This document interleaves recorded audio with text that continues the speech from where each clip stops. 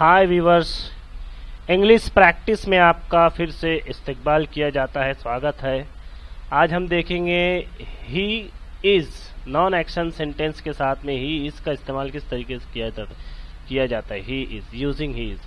Number 1, he is Ahmed. क्या मतलब होगा इसका? वो अहमद है, वो अहमद है, वह अहमद है। नंबर 2, ही इज़ अ मुस्लिम। वो एक मुस्लिम है, वो एक मुसलमान है। उर्दू में इस तरीके से बोलेंगे, हिंदी में इस तरीके से बोलेंगे और इंग्लिश में इस तरीके से बोलेंगे।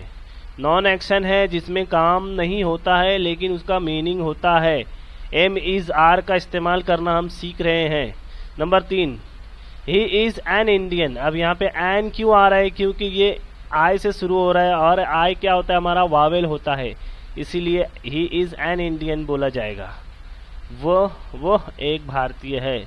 उर्दू में वो एक हिंदुस्तानी है। Number 4, he is a student. वह एक छात्र है। उर्दू में वो एक तालिबे इल्म है। He is a teacher. वो एक शिक्षक है, वो एक उस्ताद है उर्दू में। इसके बाद number 6, he is my friend. वो मेरा दोस्त है। उर्दू में वो मेरा दोस्त है। Number 7, he is my brother. My का मतलब होता है मेरा।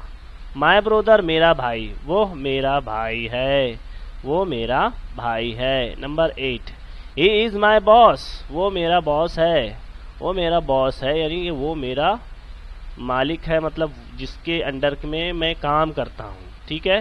Number 9, he is my teacher.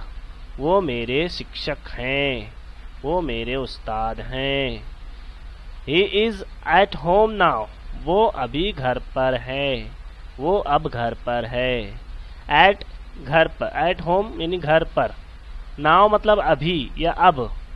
इस तरीके से आपको 10 जुमले अपनी मर्जी से बनाना है, उसकी प्रैक्टिस करना है, उसकी तर्जुमा करना है।